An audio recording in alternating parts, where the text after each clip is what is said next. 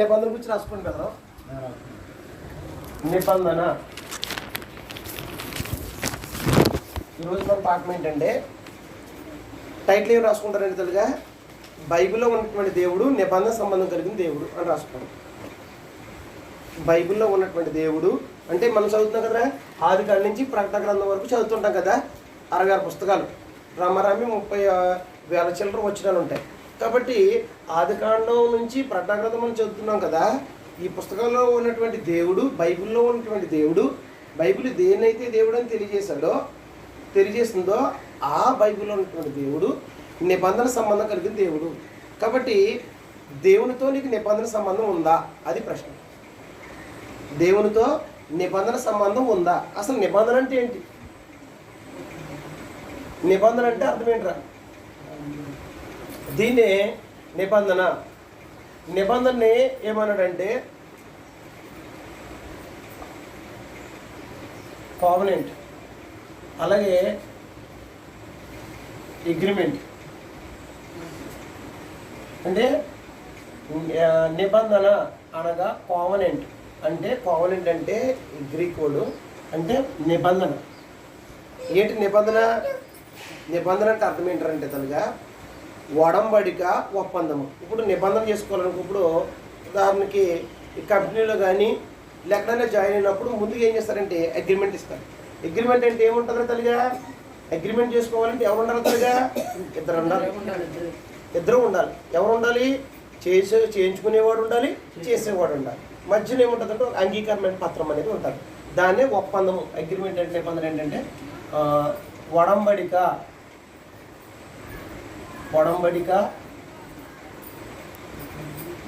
ఒప్పందము. అంటే ఒడంబడిక, ఒప్పందము అంటే నిబంధన అంటే అర్థం ఏంటంటే తల్లిగా ఒడంబడిక, ఒప్పందము, కావనెంట్, అగ్రిమెంట్. కాబట్టి ఇక్కడ గుర్తుపెట్టుకోవాల్సింది ఏంటంటే మానవునికి దేవునికి మధ్య ఒడంబడిక అనేది ఒప్పందమును బట్టి, నిబంధన బట్టి దేవుడు ఏం చేస్తారంటే సంబంధం కొనసాగించుకుంటాడు. కాబట్టి నిబంధన అంటే అర్థం చూసాం మనం, ఇది అర్థం. అలాగే నిర్వచనం చూసినప్పుడు ఏంటంటే నిబంధన అన్నప్పుడు ఏముంటుందంటే షరతులతో కూడినటువంటి ఆజ్ఞలు ఉంటాయి. అంతేనా తెలుగా? 2 సంవత్సరాలకి అగ్రిమెంటు, 2 సంవత్సరాలు నువ్వు పని చేయాలి. మధ్యలో ఏ రోజు మానవని వేసినా నీ జీతం కట్ అయిపోద్ది. మా కంపెనీకి ఎగనెస్ట్గా నువ్వు ఏదైనా సమాచారం ఇతరులు తెలియజేస్తే నీకు నుంచి నేను ఏం చేస్తామంటే బయటకు తొలగించేస్తాము. అలాగే నీకు శాలరీ ఎంత ఉంటుంది, సంవత్సరం అయిన తర్వాత నీకు ఇంక్రిమెంట్ ఉంటుంది. నువ్వు ఒకవేళ ఇందులో ఏమన్నా అసాంఘికమైన కార్యక్రమం చేస్తే కానీ నువ్వు తొలగించేస్తాము. ఈ అన్నింటికి నీకు అంగీకారమా అన్నప్పుడు ఆయన చదువుకు నేను ఏమంటాడంటే నాకు అంగీకారం అన్నప్పుడు అప్పుడు ఏం జరుగుద్దంటే ఇద్దరి మధ్యన ఒప్పందం జరుగుద్ది. అంటే దీనికి నిబంధన అనగా ఏంటంటే ఆజ్ఞలతో కూడినటువంటి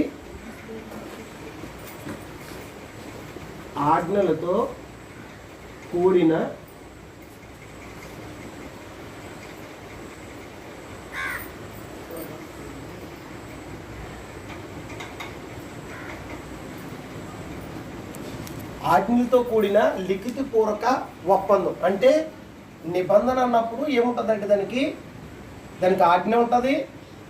ఆ నిబంధనకి దేవుడు ఏం పెడుతుంటాడు అంటే నిబంధన చేసుకుంటానికి నిబంధన గుర్తు కూడా ఉంటుంది. కాబట్టి ఆ నిబంధనకు నిర్వచనం ఏంటంటే ఆజ్ఞలతో కూడిన లిఖితపూర్వక ఒప్పందము. అంటే ఆజ్ఞ ఉంటుంది, దానికి ఇరువురు అంగీకరించిన దాన్ని బట్టి నిబంధన అనేది కొనసాగబడుతుంటుంది. కాబట్టి నిబంధన చూసుకున్నప్పుడు దేవుడు నిబంధనకి ఏం పెడతాడంటే గుర్తు పెడతాడు. నిబంధనకి ఏముంటుంది అన్నమాట? గుర్తుంటుంది. అలాగే మొట్టమొదటిగా బైబిల్లో ఉన్నటువంటి నిబంధన ఏంటంటే ఆదాముతో నిబంధన. మొదటి మానవుడు ఎవరమ్మా భూమి మీద? ఎవరు చేసింది? మా ఆదాముతో కూడా దేవుడు నిబంధన పెట్టుకోకుండా ఏం పెట్టలేదు, సంబంధం పెట్టుకోలేదు. అంటే బైబిల్లో ఉన్నటువంటి దేవుడు నిబంధన లేకుండా సంబంధం పెట్టుకోడు. నేను నీకు దేవుడిని అయి ఉన్నాను, నువ్వు నాకు నా ప్రసవ అయ్యి ఉండవు. ఎప్పుడై ఉంటావంటే ఇదిగో నేను ఎప్పుడైతే నీతో ఆజ్ఞ జారీ చేస్తానో ఈ ఆజ్ఞను అనుసరించి జీవితం కొనసాగించినప్పుడు నీకు నాకు ఏముంటుంది? నిబంధన సంబంధం ఉంటుంది. నేను నీకు దేవుడిని అంటాను, నీవు నాకు ప్రసవ అయ్యి ఉంటావు అనేది దేవుడు తెలియజేశాడు. కాబట్టి దేవుడు ఆదాముతో నిబంధన చేసినప్పుడు ఆదాముతో నిబంధన చేసినప్పుడు దేవుడు ఏం చేస్తారంటే నిబంధనకి గుర్తు పెట్టాడు. ఏంటి గుర్తు? మంచి చెడ్డల తెలివినిచ్చే వృక్షఫలము గుర్తు.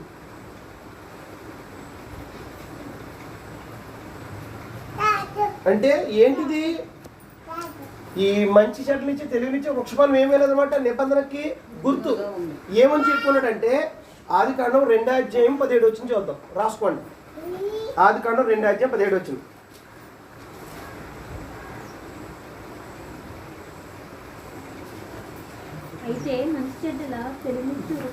అయితే మంచి చెడ్డల తెలివినిచ్చి వృక్షఫలం తినకూడదు, నీవు వాటిని తినుదినమన నిశ్చయముగా చచ్చిదవని నరునికి ఆజ్ఞాపించాను. మొత్తం మటుగా దేవుడు ఆజ్ఞ అనేది జారీ చేశాడు. ఎవరితోటి?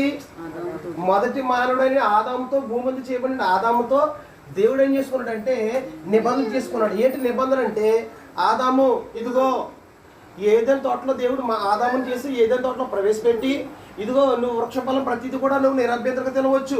అయితే ఇదిగో మంచి చెడ్డల తెలివినిచ్చే వృక్షఫలాన్ని మాత్రం తినకూడదు, తినమున నిత్యముగా చచ్చిదవని నరునికి ఆజ్ఞాపించాడు.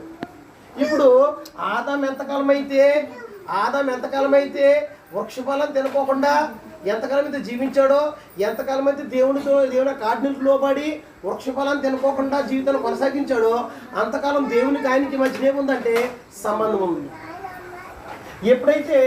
ఎప్పుడైతే ఆదాం ఏం చేశాడంటే ఆజ్ఞను ఏం చేశారంటే అతిక్రమించేశాడు. ఆదాం ఏం చేశాడంటమ్మా? ఆదాం ఆజ్ఞ అతిక్రమించాడు అంటాం కంటే నిబంధన మీరడంటే చాలా అద్భుతమైన మాట. హోషేయ గ్రంథము 6:7. హోషేయ దానియేలు తర్వాత ఉంటుంది. హోషేయ గ్రంథము 6వ 6:7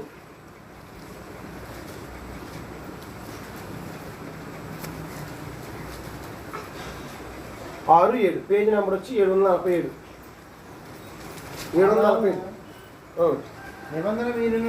ఆదాము నిబంధన మీరినట్లు వారు నా ఎడల విశ్వాసఘాతకులై నా నిబంధన మీరి ఉన్నారు. ఎవరా తల్లికి ఇక్కడ ఎవరు గురించి మాట్లాడతారు? ఇక్కడ హోషేయ గ్రంథం 6:7 ఆదాము నా నిబంధన మీరినట్లు వారు నా ఎడల విశ్వాసఘాతకులై ఉన్నారంట. ఎవరు?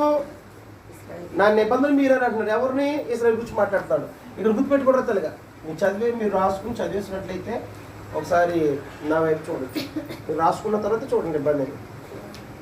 ఇక్కడ దేవుడు ఏం చెప్తున్నాడంటే హోషేయ ప్రవక్త ద్వారా ఇజ్రాయేలు ప్రజలు ఏం చేశారంటే నాకు విరోధంగా పాపం చేశారు, విశ్వాసఘాతుకులు అన్నారు. మనం కూడా ఎప్పుడెప్పుడు ఈ పదం వాడతామంటే మనం ఎప్పుడైతే ఎవరినైతే బాగా నమ్ముతామో, ఎప్పుడైతే సహవాసం కొనసాగబడుతుందో ఈ కుకలో, ఎప్పుడైతే మనల్ని మన ఎడల ఒక తప్పిదాలు చేశాడనుకో, మనం అంటే ఇంతకాలం నమ్మాను, ఇంతవరకు నా ఎడల నా విశ్వాసం కూడా ఎంత ఘాతకం చేశాడో అని మాట్లాడుతుంటాము. అలాగే దేవునితో నిబంధన కొంతకాలం బాగానే కొనసాగబడింది. ఎంతకాలము అని బైబిల్ రాయబడలేదు. కానీ వాస్తవానికి స్త్రీని ఇచ్చిన తర్వాత స్త్రీ ఏం చేస్తుందంటే ఆదాము మోసపరచబడలేదు, కానీ ఆ అవ్వ మోసపరచబడి అపరాధంలో పడిపోయింది. ఆమె మోసపోయింది. ఆమె మోసపోవడం మాత్రమే కాకుండా భర్తను కూడా మోసపోయేటట్లుగా చేయగలిగింది. ఎవరు? స్త్రీ. దేవుడు తినొద్దన్న వృక్షఫలాన్ని ఆమె ఏం చేస్తుందంటే ఆ వృక్షఫలాన్ని తినేసింది. నువ్వు తింటే ఏమన్నాడు దేవుడు? చనిపోతావు. మంచి చెడ్డిచ్చే తెలివి వృక్షఫలాన్ని నువ్వు తినకూడదు, తినమని నిశ్చయంగా చచ్చిదవని నరునికి ఆజ్ఞాపించాడు. ఆజ్ఞాపించిన తర్వాత ఆదాం ఎలాగొన్నాడంటే తినలేదు. ఆదాము దగ్గరికి వచ్చి సాతాండు, కానీ ఆదాం తినలేదు. తినమన్నా కానీ తినలేదు. కానీ అవ్వ దగ్గరికి వెళ్ళినప్పుడు అందుకే స్త్రీని ఏమన్నాడంటే బలహీనమైన కట్టమన్నాడు. అంటే స్త్రీలు చూడండి చాలా పాపం ఎంత సున్నితమైన మనసు కలిగిన వాళ్ళు అంటే ఎవరైతే చెప్తారు నమ్మేస్తుంటారు. వాళ్ళు దుఃఖం వచ్చినా తట్టుకోలేరు, కష్టం వచ్చినా తట్టుకోలేరు, ఆనందం వచ్చినా తట్టుకోలేరు. అంటే స్త్రీని ఏమన్నాడంటే బైబిల్ బలహీనమైన కట్టమన్నాడు. కాబట్టి అందుగురించి ఏం చేస్తారంటే ఈ బలహీనమైన ఘట్టం కాబట్టి ఏ విధంగా చెప్తే పడతాదో అప్పది బాగా తెలుసు. కాబట్టి ఏం చేస్తారంటే కుయుక్తి చేత అవ్వని ఏం చేస్తాడు? మోసపడతాడు. ఎందుకంటే మోసపోతున్నాడనే సత్యం గుర్తించక ఏం చేస్తుందంటే శరీరాశ, నేత్రాశ, జీవటంబాన్ని ఎప్పుడైతే అవ్వ మీద ప్రదర్శించాడో అవ్వ ఏం చేస్తుందంటే పడిపోయి ఏం చేస్తుందంటే తన భర్త గట్టికి వెళ్ళి ఇచ్చేసింది. అలాగే ఏం చేస్తాడు? నేను నిబంధన మీరారు. అందుగురించి అనమాట ఆదాము నా నిబంధన మీరినట్లు అంటే ఆదాముతో నిబంధన చేసుకున్నాడు దేవుడు చేసుకోండి. ఆదికాండం 2:17 దేవుడు ఆదాముతో నిబంధన చేసుకున్నప్పుడు నిబంధన గుర్తుకేం పెట్టాడు అంటే మంచి చెట్లు ఇచ్చే వృక్షఫలం తినకూడదు, తింటే కానీ నువ్వు చచ్చిపోతావు అన్నప్పుడు ఆయన ఏం చేసి తన భార్య కొన్ని వృక్షఫలం తిని తన భర్తకి ఇచ్చినప్పుడు అతను కూడా తినేశాడు. అప్పుడు ఏం చేశారంటే దేవుడు తినవద్దనంటూ ఆజ్ఞాపించినటువంటి మాటనే మీరేశాడు, అతిక్రమించేశాడు. అందుచేత ఏమన్నాడంటే ఆదాము నా నిబంధన మీరాడు. ఎవరు మాట్లాడుతుంది ఇది? హోషేయ ప్రవక్త ద్వారా దేవుడు ఇజ్రాయేల్ ప్రజలతో మాట్లాడుతుంది. ఆదాము ఎలాగైతే ఆ నిబంధన మీరేశాడో ఇజ్రాయేల్ ప్రజలారా నేను మీతో నిబంధన తీసుకున్నాను, మీరు కూడా నా నిబంధన మీరేశారు, మీరు పాపం చేశారు, అందుకే మీ బ్రతుకులలో బబులోను చెరకి వెళ్ళిపోయి మీరు శిక్షణ పడ కారణం ఏంటంటే మీరు నిబంధన మీరిన కారణం. నిబంధన మీరినతో దేవుడు ఏం చేయడు? సంబంధం పెట్టుకోడు. బైబిల్లో ఉన్నటువంటి దేవుడు నిబంధన సంబంధం కలిగి ఉన్నాడు. నిబంధన చేసుకునేటప్పుడు నిబంధనకి ఏం పెడతాడంటే దేవుడు గుర్తు పెడుతుంటాడు. ఆ నిబంధనకి గుర్తు ఏంటంటే ఇక్కడ ఆదాముతో చేసినప్పుడు మంచి చెట్లు ఇచ్చే తెలుగునిచ్చే ఒక ఫలాన్ని పెట్టి ఉన్నాడు. ఆ నిబంధన గుర్తు అది. కాబట్టి ఎప్పుడైతే ఆజ్ఞాతకరం చేస్తాడో నిబంధన మీరేశాడు. కాబట్టి బైబిల్లో దేవుడు నిబంధన సంబంధం కలిగిన దేవుడు మొదట మానవుడు అంటే ఆదాముతోటి దేవుడు నిబంధనని పెట్టుకున్నాడని, నిబంధన లేకపోతే ఏం చేశారంటే తప్పిదం చేసిన తర్వాత దేవుడు విచారించి 5 తీర్పులు ఇచ్చేసి ఏం చేశారంటే ఏదైనా తోటలో వండుకోకుండా ఏం చేశారు అక్కడి నుంచి నెట్టివేశారు. అంటే దేవుడు పాపం చేసిన ఏం చేయడు? సహవాసం చేయడు. నిబంధనలు మీరిన కారణాలను బట్టి ఆయన సొంపు నుంచి ఏం చెప్పడ్డాడు? నెట్టవేయబడ్డాడు, వెళ్ళిపోయబడ్డాడు. కాబట్టి దేవుడు బైబిల్లో ఉన్నటువంటి దేవుడు నిబంధన సంబంధం కలిగింది. నిబంధన లేకుండా ఏ వ్యక్తితో కూడా సంబంధం పెట్టుకోవాలి. 2 నోవాహుతో నిబంధన.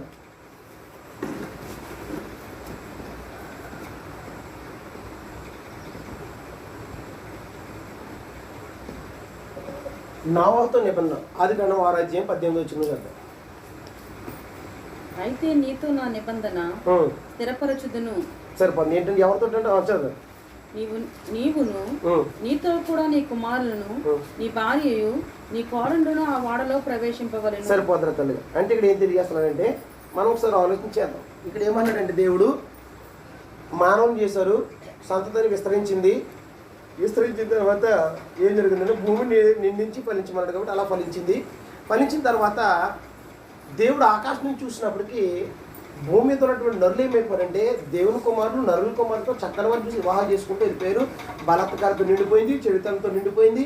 నరులను చేసినందుకు దేవుడు హృదయంలో నొచ్చుకుని భూమి మీద ఉండకూడదు, నరులని సమస్తం తీసివేయాలి, భక్తి అనేది తీసివేయాలి అన్నప్పుడు దేవుడు ఏం చేస్తాడంటే 40 దినాలు 40 పగలు 40 రాత్రులు ఏంటంటే ప్రచండ వర్షాన్ని కురిపిస్తాను. కాబట్టి సమస్తాన్ని తీసేయాలనుకున్నప్పుడు భూమి మీద ఎవరంటే ఒక్క నోవహు మాత్రమే నీతిమంతుడిగా దేవుడి దృష్టి కనిపించాడు. అతను నిందారహితుడును నీతిమంతుడు అవును కాక దేవుడి దృష్టి కనపడినప్పుడు దేవుడు ఏం తెలియజేస్తాడంటే ఇదిగో నోవాహుతో మాట్లాడుతూ దేవుడు ఏమనంటే ఆదామా ఇదిగో క్షమించు నోవాహు నేను ఏం చెప్పబోతున్నానంటే భూమిలో ఉన్న సమస్తాన్ని బలత్కారం నిండిపోయింది కనుక సమస్తాన్ని భూమి మీద నరులు నేను సమస్తం తీసివేయబోతున్నాను. కాబట్టి సృష్టిలో ఉన్న సమస్తం తీసివేయబోతున్నాను. కాబట్టి నువ్వేం చేస్తావంటే నీ ఇంటి వారి రక్షణ కొరకు ఏం జరగాలంటే వాడను సర్దుపరచు. అంటే నిబంధన గుర్తు ఏంటంటే వాడ. ఏంటమ్మా? నిబంధన గుర్తు. ఎవరైతే వాళ్ళలో ప్రవేశిస్తారో వారు మాత్రమే ఏం చేయబడతారు? పెద్ద గారు రక్షించబడతారు. వాడలో లేకపోతే రక్షణ లేదు. కాబట్టి ఇక్కడ దేవుడు ఏం చెప్పాడు? నిబంధన గుర్తు. దేవుడు చెప్పాడు ఇదిగో వాడ కూడా ఎలా ఉండాలంటే వాడని కట్టమని చెప్పాడు దేవుడు. చెప్పేసిన తర్వాత నోవా కృష్ణాసరంగా కడతలేదు. దానికి పొడవ ఎంత ఉండాలి, వెడల్పు ఎంత ఉండాలి, ఎత్తు ఎంత ఉండాలి, కిటికీ ఎక్కడ ఉండాలి, ఏ కీలు పూయాలి, ఇవన్నీ కూడా ఆయన ఏం చేశాడు? ఆయన చెప్పాడు. ఆయన చెప్పినట్టుగానే కట్టాలి. తర్వాత వాళ్ళలో 2 చొప్పున ఆడది మగదియు జంతువులను పశువుల్లోను నేల ప్రాకి పురుగులను సమస్తం అన్నీ 2 చొప్పున అందులోనికి ప్రవేశపెట్టమని దేవుడు తెలియజేసినప్పుడు ఎవరైతే వాళ్ళలో ప్రవేశించారో ఆ 80 నోవాహు అతని భార్య 3 కొడుకులు 3 కోడలు మాత్రం ప్రవేశించారు. మిగతా వాళ్ళు అందరూ ఏం చేశారంటే వెలుపులో ఎవరూ ప్రవేశించలేదు. నోవాహు చెప్పాడు ఇంకో జలప్రళయం రాబోతుంది, దేవుడు నశింప చేయబోతున్నాడు, భూమిలో సమస్తం తీసివేయబోతున్నాడు, కాబట్టి మీరు రండి ప్రవేశించని చెప్పినప్పుడు ఎవరు కూడా లక్ష్య పెట్టలేదు. అప్పుడు ఏం చెప్పబడ్డదంటే ఇందులో నోవాహు గారు ప్రవేశించారు. ఆయనతో దేవుడు ఏం చేస్తారంటే నిబంధన స్థిరపరిచి ఇదిగో నోవాహు నేను నీతో నా నిబంధనను స్థిరపరుస్తాను అని చెప్పి ఆ ప్రకారంగా నోవాహు కుమారుల యొక్క షేము హాము యాఫెతు యొక్క సంతానం ద్వారా మరలా భూలోకాన్ని మరలా ఏం చేస్తాడు? విస్తరింపచేశాడు. కాబట్టి నోవాహుతో నిబంధన దేవుడు చేసుకున్నాడు. దాని నిబంధన గుర్తు ఏంటంటే వాడని చూశాడు. 2 మనం ఇంకా సమస్త మనుషులతో కూడా ఆయన నోవాహు ఒక దినాల్లో జలప్రాణిన తర్వాత బయటకు వచ్చిన తర్వాత సమస్త మనుషులు దేవుడు ఏం చేశారంటే జలప్రాణి ద్వారా సమస్తాన్ని చంపేశాడు కదా. చంపేసిన తర్వాత ఇంకెప్పటికీ కూడా జల ప్రవాహం ద్వారా సమస్త మనుషుల్ని నేను చంపనని దేవుడు ఏం చేసిన ఒక నిబంధన చేసుకుని, ఈ నిబంధన గుర్తుకేం పెట్టాడంటే ఇంద్రధనుసు పెట్టాడు. ఎక్కడ ఇంద్రధనుసు పెట్టాడు. కాబట్టి అప్పుడు ఇంకేం చేస్తుందంటే ఎప్పుడైనా వర్షం వచ్చినప్పుడు మనకి ఇంద్రధనుసు వస్తుంది. అది వచ్చినప్పుడు దేవుని సూచన అంటే దేవుడు ఇంకా దాన్ని భూమి మీద సమస్త మనుషులను ఒకేసారిగా ఏం చేయడంటే జలప్రవాహం ద్వారా చంపడాన్ని నిబంధన చేసుకున్నాడు. అది కూడా రాసుకోవచ్చు. ఇప్పుడు మూడోది ఏంటంటే అబ్రహాంతో నిబంధన.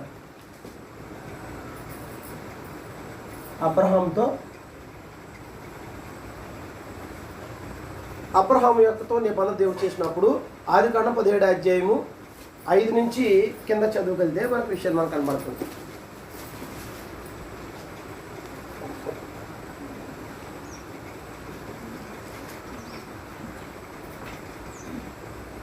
మరియు ఇక మీదట నీ పేరు అబ్రహాము అనబడదు, నిన్ను అనేక జనములకు తండ్రినిగా నియమించుదని గనుక నీ పేరు అబ్రహాము అనబడును. నీకు అత్యధికముగా సంతాన వృద్ధి కలుగజేసి నీలో నుండి జనములు వచ్చినట్లు నియమించుదను, రాజులు నీలో నుండి వచ్చేదరు. నేను నీకును నీ తర్వాత నీ సంతానము దేవుడై ఉన్నట్లు అండర్లైన్ చేసుకోండి. నేను ఎవరు మాట్లాడుతున్నారు తల్లిగా? ఆయన ఒకసారి బ్యాక్గ్రౌండ్ ఆలోచించేసి వెళ్దాం. అబ్రహాము దేవుడు ఏం చెప్పాడంటే అబ్రహామును కల్దీయుని ఊరైన పట్ల విగ్రహాల కుటుంబంలో పుట్టాడు. పుట్టినప్పుడు దేవుడు ఏం చెప్పాడంటే నీ తండ్రింటిని స్వజాతిని విడిచిపెట్టురా, నీ సంతానం ఇస్తాను, నీ సంతానం భూలోకాలు సమస్త భూలోకాలను ఆశ్రయిస్తాను అని చెప్పినప్పుడు అబ్రహాం అక్కడి నుంచి వచ్చేసాడు. అబ్రహాము దేవుడు పిలిచినప్పుడు అతని వయసు ఎంత అంటే 75 సంవత్సరాలు. 75 సంవత్సరాలు వచ్చేసరికి రమారామి 15 సంవత్సరాలు గడిచిపోయింది. 15 సంవత్సరాలు గడిచిపోయిన తర్వాత దేవుడు చెప్పాడు కానీ ఇంకా పెట్టలేవలేదు. ఒక రోజు దేవుడు ఏం చేశాడంటే ప్రత్యక్షమయ్యి ఏం చెప్తున్నాడంటే దేవుని యొక్క వాక్కు ప్రత్యక్షమయ్యి దేవతో ద్వారా మాట్లాడుతూ అబ్రహమా నేను నీకు ఏడని ఆశీర్వదులు కానీ అన్నప్పుడు నాయన నువ్వు నాకు ఏమిస్తే ఏం ప్రయోజనం?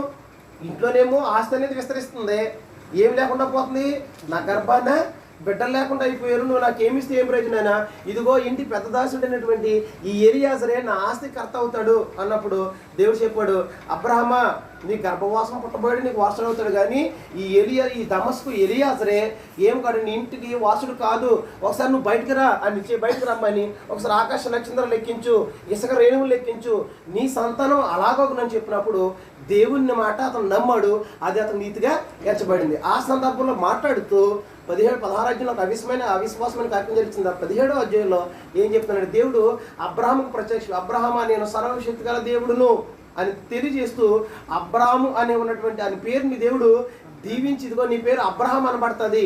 నీ అబ్రహాం అనగా అర్థం ఏంటంటే అనేక జన్మలకు నువ్వు తండ్రివి, కాబట్టి నీకు సంతానం లేదు, నువ్వు ఆధారపడాల్సిన అవసరం లేదు.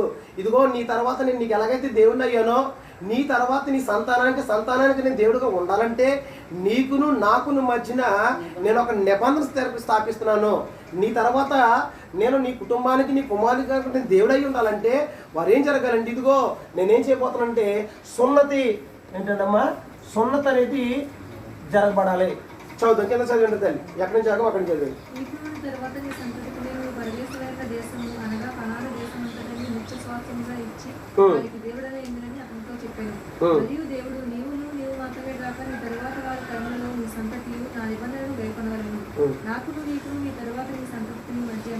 మీరు గైకోను అండర్లైన్ చేసుకోండి. నా నిబంధన ఏదనగా మీలో ప్రతి మగవాడును సున్నతి పొందవలను, మీరు మీ గోప్యంగా చర్మమున సున్నతి పొందవలను, అది నాకు నీకు మధ్యనున్న నిబంధనకు సూచనగా ఉండును. 8 దినముల వయసు గలవాడు అనగా నీ ఇంట పుట్టిన వాడైనను నీ సంతానం కాని అన్యుని యొద్ద వెండితో కొనబడిన వాడైనను మీ తరములో ప్రతి మగవాడు మీలో సున్నతి పొందవలను.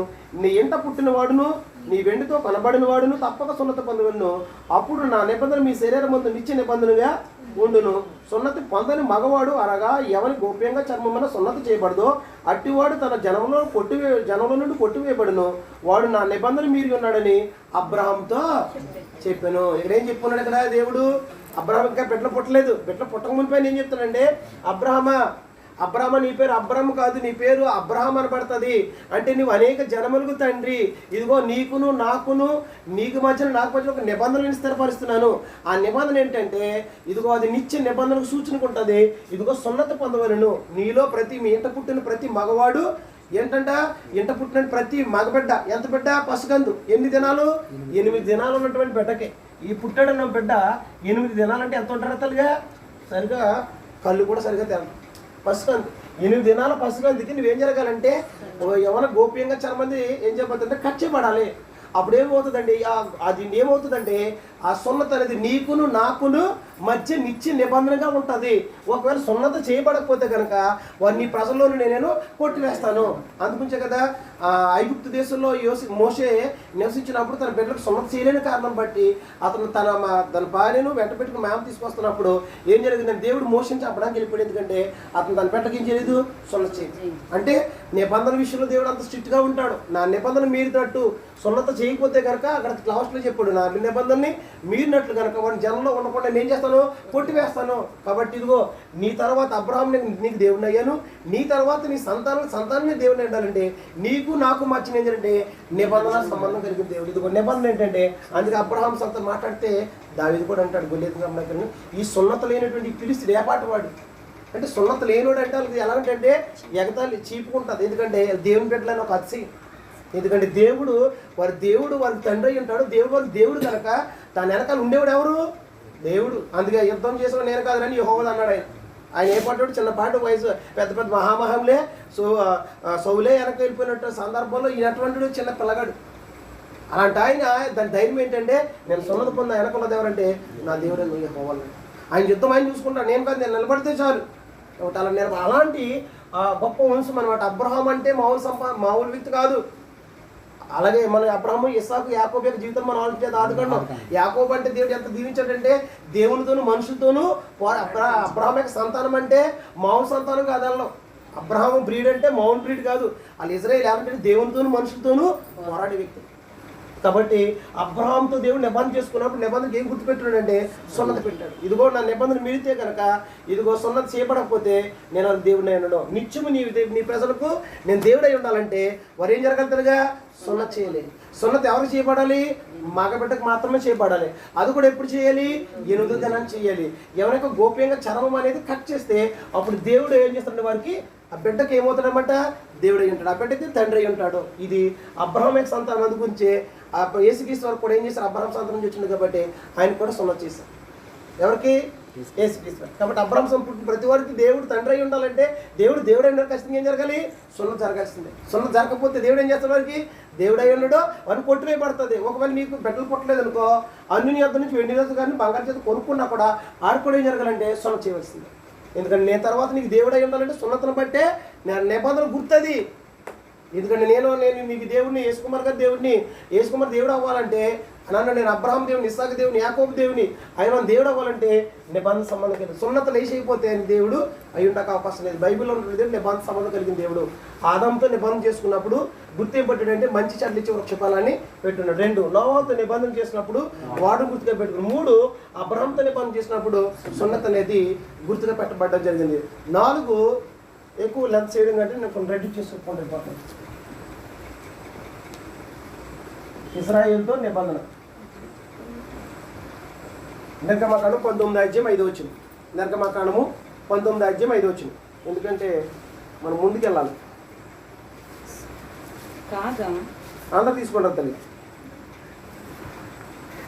ఒకసారి దాన్ని చదువుదాము. దానికంటే ముందుగా ఒకసారి వచ్చిన యొక్క బ్యాక్గ్రౌండ్ వాళ్ళకి. నిర్గమకాండం 19:5 చదువు. మీరు రెఫరెన్స్ రాసిన మాత్రమే చూడండి. నేను దాని యొక్క భావన ఒకసారి దాని యొక్క బ్యాక్గ్రౌండ్ చెప్తాను, ఒకసారి వినండి. తీసారు కదా అందరూ? ఆ వచ్చిన అలా అట్టి పెట్టుకోండి. ఇక్కడ నిర్గమకాండం 19:5 దేవుడు ఏం తెలియజేస్తున్నాడంటే ఐగుప్తులో రాత్రి మనం చూస్తాం బ్రదర్ గారు, ఆ 42వ వచ్చున్నాం. కానాను దేశంలో కరువు వచ్చింది. ఐగుప్తు దేశంలోనికి వెళ్ళి ఏం చెప్పారు? వలసకి వెళ్ళిపోతారు. ఎవరు? యాకోబు యొక్క సంతానం. 70 మందితో వెళ్తారు. 30 లక్షల జనాభాగా అవుతారు. దేవుడు చెప్పాడే ఆకాశ నక్షత్రం వల్లనే అంత జనాభా ఈ వరకు దేవుడు అక్కడ 430 సంవత్సరాలు అయిన తర్వాత దేవుడు తిరిగి తీసుకొచ్చిన తర్వాత మోషే ద్వారా దేవుడు విడిపించి ఐగుప్తు దేశం నుంచి ఫరో యొక్క అధికారిని విడిపించి తీసుకొచ్చిన తర్వాత వీళ్ళందరూ ఎక్కడికి వచ్చారంటే సేనాపర్వతం దగ్గరకు వచ్చారు. సీనా పర్వతం దగ్గరికి వచ్చిన తర్వాత దేవుడు ఏం తెలియజేస్తున్నాడంటే, ఇదిగో మీరు ఫరో యొక్క అధికారం నుంచి వచ్చిన నేను నా యొక్క అధికారంలోకి వచ్చాను కాబట్టి నేను ఏం చేస్తున్నానంటే నేను మీతో ఒక నిబంధన చేసుకోబోతున్నాను. కాబట్టి నా నిబంధన ప్రకారంగా మీరు జీవిస్తారా లేదా, ఇది మీకు ఇష్టమా కాదని, ఇది ఇష్టపూర్వకంగా ప్రవేశించేది తప్ప బలవంతంగా ప్రవేశించేది కాబట్టి కాదు. కాబట్టి ఇదిగో నేను మీతో ఏం చేయబోతున్నానంటే ఒక నిబంధన చేయబోతున్నాను. కాబట్టి మోషే నువ్వు వెళ్ళి ఇశ్రాయేలు ప్రజలతోనూ పెద్దను పోగు చేసి, ఇదిగో దేవుడు ఆయన మాట విని శ్రద్ధగా విని ఆ నిబంధనలు శ్రద్ధగా గైకున్నట్టు మీరు సమస్త దేశ జనంలో కల్లా నాకు స్వకీయ సాంపత్యం అవుతారు. ఇది మీరు మీకు అంగీకారమా కాదా అని వాళ్ళని అడిగి తెలుసుకో. అప్పుడు నేను ఏం చేస్తానంటే నిబంధన మీకు తెలియపరుస్తానన్నప్పుడు ఆ నిబంధన చేసుకోవడానికి దేవుడు ఒక ఏర్పాటును చేస్తున్నాడు. ఆ ఏర్పాటులో మోషే వెళ్ళి ఇశ్రాయేలు ప్రజలతో మాట్లాడుతున్నాడు. ఇప్పుడు చదువు. కాగా మీరు నా మాట శ్రద్ధగా విని నా నిబంధన అనుసరించి నడిచిన ఎడల మీరు సమస్త దేశ జనులలో నాకు స్వకీయ సాంపత్యమగుదురు. సమస్త భూమిని నాదే కదా. మీరు నాకు యాజకరూపమైన రాజ్యముగాను పరిశుద్ధమైన జనంగాను ఉందిరని చెప్పు. నీవు ఇశ్రాయేలుతో పలకవలసిన మాటలు ఇవే అని చెప్పగా మోషే వచ్చి ప్రజల పెద్దలను పిలిపించి యెహోవా తనకు ఆజ్ఞాపించిన మాటలన్నీ వారి ఎదుట తెలియపరచును. అందుకు ప్రజలందరూ యెహోవా చెప్పినది చేసితమని ఏకముగా ఉత్తరమిచ్చిరి. అప్పుడు మోషే తిరిగి వెళ్ళి ప్రజల మాటను యెహోవాకు అంటే ఏం జరిగిందన్న ఇక్కడ దేవుడు ఏం చేశారంటే ఐగుప్తు దేశం నుంచి వచ్చినటువంటి ఇశ్రాయేలు ప్రజలతో సీనాయి పర్వతం దగ్గర దేవుడు నిబంధన చేసుకున్నాడు. ఏంటి నిబంధన అంటే ఇదిగో అదే నిబంధన ఏంటంటే ఇదిగో ధర్మశాస్త్రమైన చట్టాన్ని ఇవ్వబోతున్నాను. కాగా నా మాట విని శ్రద్ధగా విని దాన్ని అనుసరించి మీరు నడుచుకుంటే కనుక ఏమవుతారంట సమస్త దేశ జనంలో కల్లా, ప్రపంచంలో జనం అనేక మంది ఉన్నారు కానీ సమస్త దేశ జనంలో కల్లా మీరు నాకు స్వకీయ సాంపత్యం అంటే మీరు నా రక్త సంబంధికులు అయి ఉంటారు. కాబట్టి మీకు అంగీకారమా కాదని మోషే నువ్వు వెళ్ళి ఇశ్రాయేలు ప్రజలతో చెప్పమన్నప్పుడు దేవుడు ఏదైతే చెప్పమన్నాడు ఈయన ఇశ్రాయేలు ప్రజల దగ్గరికి మోషే ఇశ్రాయేలు ప్రజల దగ్గరికి పెద్దల దగ్గరికి వెళ్ళి పోగు చేసి వాళ్ళందరూ కూర్చోబెట్టుకో దేవుడు మీతో ఒక నిబంధన చేసుకోబోతున్నాడు. కాబట్టి ఆయన మాట ప్రకారం మీరు నడుచుకుంటారా అనుసరిస్తారా ఆయన ఆజ్ఞ ప్రకారం ఉన్నప్పుడు వాళ్ళందరూ ఏం చేస్తామంటే దేవుడు చెప్పినట్లుగా యెహోవా చెప్పినట్టుగా మేము నడుచుకుంటామని ఏకకంఠంతో వాళ్ళందరూ ఏం చేశారు ఉత్తరం ఇచ్చారు. అప్పుడు దేవుడు ఏం చేశారంటే 20వ అధ్యాయంలో నిబంధన తెలియజేశాడు. ఇది 613 ఆజ్ఞలు ఇచ్చాడు. ఎన్ని ఆజ్ఞలు బ్రదర్ గారు? 613 ఆజ్ఞలు బ్రతకలేరని దాన్ని ఏం చేశారంటే 10 కింద రెడ్యూట్ చేశారు. ఇప్పుడు కొత్త నిబంధన దాన్ని బ్రతకలేరు, దాన్ని 10 ఏం చేశారంటే 2 చేశారు. కాబట్టి ఈ దేవుడు ఇశ్రాయేలు ఏం చేసుకున్నమాట నిబంధన చేసుకున్నప్పుడు ఆయన ఏం చెప్పాడంటే ఇదిగో ఆయన నిబంధన ఏంటంటే ఆకాశాన్ని భూమిని సాక్షిగా పెట్టుకున్నాడు. ఏమని పెట్టుకున్నాడండి? ఆకాశం భూమిని సాక్షిగా పెట్టుకుని ఇదిగో ఏమన్నాడంటే దేవుడు ద్వితోపదేశకాండం చేద్దాం ఒకసారి. అంటే ఒకసారి మీకు క్లారిఫికేషన్ అవసరం కదా. ద్వితోపదేశకాండం తింటాను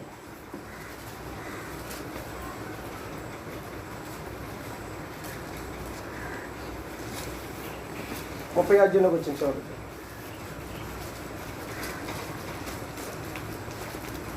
ధర్మశాస్త్రం వివరించి తెలియజేసిన తర్వాత 19వ వచనం 30వ అధ్యాయము 19వ వచనంలో భూమిని ఆకాశమును సాక్ష్యంగా పెట్టుకున్నాడు దేవుడు. ఏమని? నేడు జీవమును మరణమును ఆశ్రదను శాపమును మీ ఎదుట ఉంచి భూమి ఆకాశం మీ మీద సాక్షులుగా పిలుచున్నాను. సరిపోతుంది. దేవుడు ఏం చేశాడంటే తెలియ దేవుడు ధర్మశాస్త్రం వివరించిన తర్వాత మీ మీదనే సాక్ష్యం పెట్టుకున్నాను. ఎవరినంటమ్మా? అందుగురించే యెషయా గ్రంథం ఏం చెప్తాడంటే ఇందాక మనం ఏం చూసామంటే హోషేయ గ్రంథము 6:7 ఆదాము నా నిబంధన మీరినట్లు వారు నా ఎడల విశ్వాసఘాతులే నా నిబంధన మీరారు. ఎవరు మీరింది?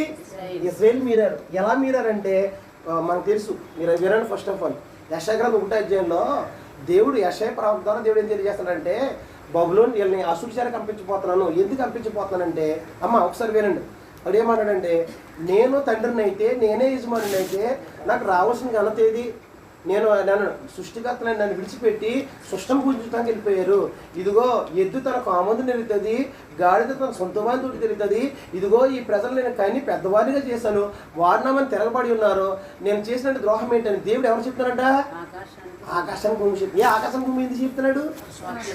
ఒకసారి యెషయా గ్రంథం 1వ అధ్యాయంలో ఆ 1వ అధ్యాయం చదివినప్పుడు ఇంత బ్యాక్గ్రౌండ్ తెలియదు. యెషయా గ్రంథం 1:2 మాట్లాడుచున్నాడు. ఆకాశమా ఆకాశమా ఆలకించుము, భూమి చెవియొగ్గుము. ఆకాశం భూమి చెవి ఎలాగొగ్గింది అంటే ఎందుకు చెప్తాడు ఆయన? ఎవరిదో యెషయా ప్రవక్తని చెప్తాడు, ఆకాశం ఆలకించి భూమి చెవియొగ్గుము. నేను పిల్లలను పెంచి గొప్పవారిని చేసి తిని వారి నా మీద తిరగబడి ఉన్నారు. ఎదు తన కామంది నెరుగును, గాడి సొంత దొడ్డు అని తెలుసుకును. ఈ ఇశ్రాయేలుకు తెలివి లేదు, నా జనులు యోచింపరు. పాపిష్టి జనమా, దోషపడుతున్న ప్రజలారా, దుష్ట సంతానమా, చెరుకు చేయి పిల్లలారా, మీకు శ్రమ. వారు యెహోవాను విసర్జించున్నారు. ఇశ్రాయేలు యొక్క పరిశుద్ధ దేవుని దూషించుతూ ఆయనను విడిచి తొలగిపోయి ఉన్నారు, నిత్యము తిరుగుబాటు చేయుచున్నారు. కాబట్టి ఎవరో ఇశ్రాయేలు పాపం చేశారంట, తిరుగుబాటు చేశారంట. ఎద్దు ఏం చేస్తుంది? తన సొంత దొడ్డు దగ్గరికి వచ్చేస్తుంది. గాడిద ఏం చేస్తుంది? సొంత యజమాని ఎద్దు సొంత కామని గుర్తుపెడుతుంది. గాడిద ఎక్కడికి వెళ్ళినా వెళ్ళిపోతుంటుంది సొంత. కానీ ఈ ప్రజలు ఏం చేశారు? ఎవరు సృష్టికర్తో, ఎవరు పెంచారో, ఎవరు పెద్ద చేశారో వాళ్ళని విడిచిపెట్టేసి ఏం చేశారంట? దగ్గర హల్వై పెట్టి. అప్పుడు దేవుడు మాట్లాడుతున్నాడు ఏమని? ఆకాశమా భూమి. ఎందుకు ఆకాశం భూమి ఆకాశం అంటే వారి మీద సాక్షులుగా పెట్టున్నారు. కాబట్టి ఇశ్రాయేలు ప్రజలు ఏం చేస్తారంటే నిబంధనని మీరారు. దేవుడు ఇశ్రాయేలుతో కూడా ఏం పెట్టుకున్నాడు? నిబంధన సంబంధమే. మీ ధర్మశాస్త్రం అనుసరించి జీవించినప్పుడు నీకు మాకు సంబంధం అంటే ధర్మశాస్త్రం మీరితే కనుక మీరు నా నిబంధన మీరినట్లు అని చెప్పుకున్నాడు. కాబట్టి వీళ్ళు ఏం చేశారంటే ఇది ఐగుప్తు దేశం నుంచి వచ్చినప్పుడు దేవుడు వారితో చేసుకున్న నిబంధనని ఇర్మియా గ్రంథం 31:37 చదువుతాం. ఇర్మియా గ్రంథం 31:37 చదువుతాం.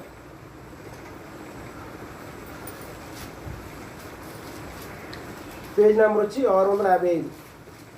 కంగారు పడొద్దు, స్లోగా చూద్దాం ఎక్కడి నుంచి.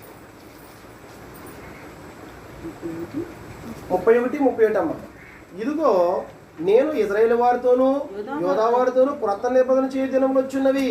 ఇదే యెహోవాకు.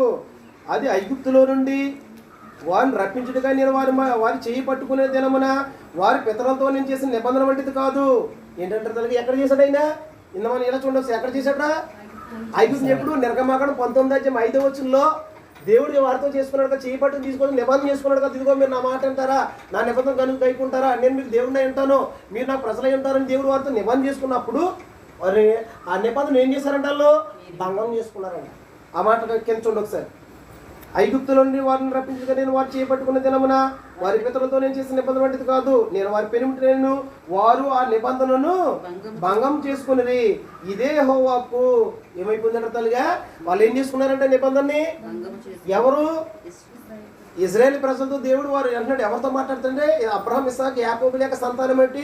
ఇశ్రాయేలు ప్రజలు ఎవరితో అయితే నిబంధన చేసుకున్నారో వారు చనిపోయారు, వారు దాన్ని భంగం చేసుకున్నారు. ఎందుకంటే 6,03,550 మంది ఏం చేశారంటే కాల్బలుగా లెక్కించబడ్డారు. కానీ వాళ్ళందరూ ఏం చేశారు? అరణ్యకాలంలో దేవునికి విరోధంగా మాట్లాడి ఏం చేశారంటే వారు చాలా మంది చనిపోయారు. 6,03,548 మంది చచ్చిపోయారు. ఇద్దరు మాత్రమే కానాను దేశంలో ప్రవేశించారు. ఇద్దరంటే వాళ్ళిద్దరని కాదు, ఇంకా లక్షల జనం వారి పిల్లలు కూడా ప్రవేశించారు.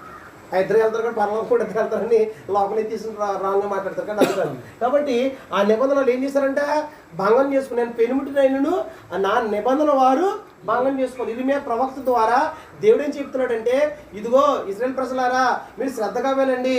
మీరు మీ ప్రజలు మీ పితలు ఎలాగైతే నా నిబంధన భంగం చేసుకున్నారో అలాగే మీరు కూడా నా నిబంధన ఏం చేసుకున్నారు? భంగం చేసుకున్నారు. నా నిబంధన మీరారు. అందుని బట్టే నేను ఏమేమి ఏం చేస్తున్నాను? బబులోని చెరక అప్పిస్తాను. మీకు ఈ మాటలు కొంచెం ఇబ్బందిగా ఉంటాయి, ఎందుకంటే అర్థమవుతామో కానీ అర్థం చేసుకున్న బబులోని చెరక అంటే ఇక్కడ యెరూషలేములో ఉన్నటువంటి ప్రజలు, ఇక్కడ పాలు తెమించే ప్రవాహం ఇచ్చే దేశంలో ఉన్నటువంటి ప్రజలు, ఇక్కడ దేవుడి స్థలమైన ఈ ప్రదేశంలో ఉన్న వారిని దేవుడే ఏం చేశారంటే అన్య దేశంలో ఉన్నటువంటి బబులోని రాజు చేతికి అప్పగించాడు. ఎంతకాలము?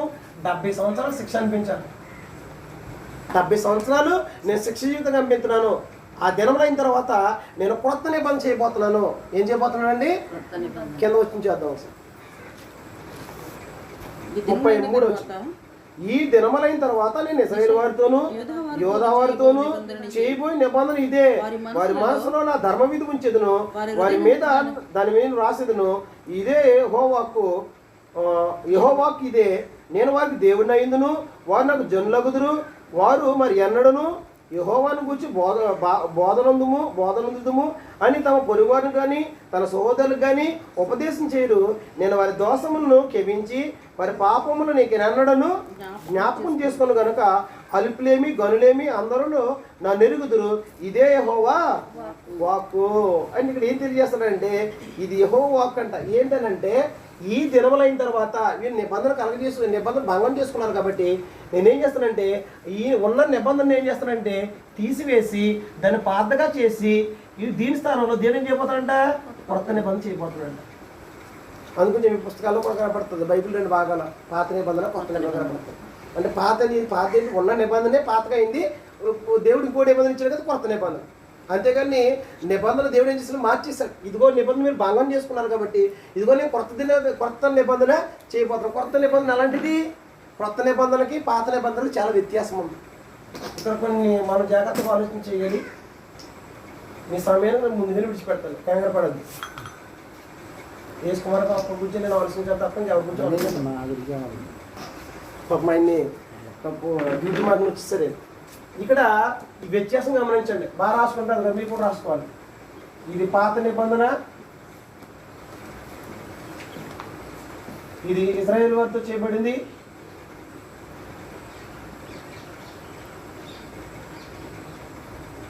నేడు కొత్త నిబంధన, ఇది కొత్త నిబంధన.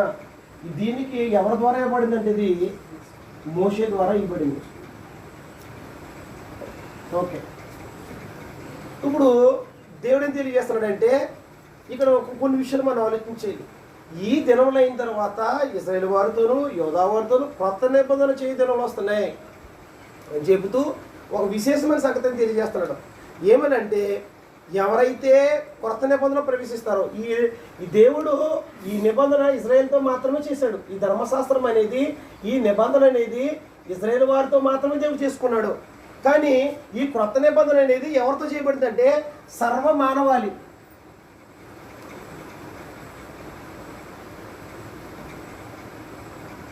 ఇది ఎవరితో బ్రదర్ గారు? సర్వమానవులతో మాట. ఇక్కడ అల్పులేమి అన్నాడు కదా 34 చివరిలో. అందరూ ఏం చేస్తారు? అల్పులేమి గనులేమి అందరూ నన్ను ఎరుగుదురు, ఇదే హక్కు. అల్పులు గనులు ఎవరంటే ఇజ్రాయేల్ మాత్రమే కాదు, సర్వ మానవాళి వస్తుంటారు. ఈ క్రొత్త నిబంధన అనేది ఎలాగీయబడిందంటే యేసుక్రీస్తు వారి ద్వారా దేవుడు క్రొత్త నిబంధన చట్టాన్ని ఇంప్లిమెంట్ చేశాడు. దేవుడు ఉన్న చట్టాన్ని ఏం చేశాడు? మార్చి ఈ క్రొత్త నిబంధన యేసుక్రీస్తు వారి ద్వారా ఇచ్చాడు. ఎందుకంటే ఒకసారి మత్తయి సువార్త మీ తీయవసరం 5:17 ఏం మాట్లాడతాడంటే యేసుక్రీస్తు వారు బోధ చేస్తున్నప్పుడు ఒక విశ్వాసుల పరిచయం చేసి నువ్వు ధర్మశాస్త్రం అనేది వేరుగా బోధ చేస్తున్నాడు అన్నప్పుడు కొట్టివేయటకు వచ్చావు అన్నప్పుడు ఆయన ధర్మశాస్త్రమైన నెరవేర్చబడేంత వరకు ఒక సున్నాయిను పొల్లైను కొట్టివేయబడదు, మీరేమో అలాంటివి తలుచుకోవద్దు అని చెబుతూ కింద స్టేట్మెంట్ ఏం మాట్లాడతాడంటే 21 ఇదిగో మీ పూర్వీకులు నరహత్య చేయవద్దు అని మీ పూర్వీకులతో చెప్పని మాట మీరు విన్నారు కదా. నేను మీతో చెప్పింది ఏమనకంటే క్రొత్త నిబంధన చెప్తున్నాడు ఆయన.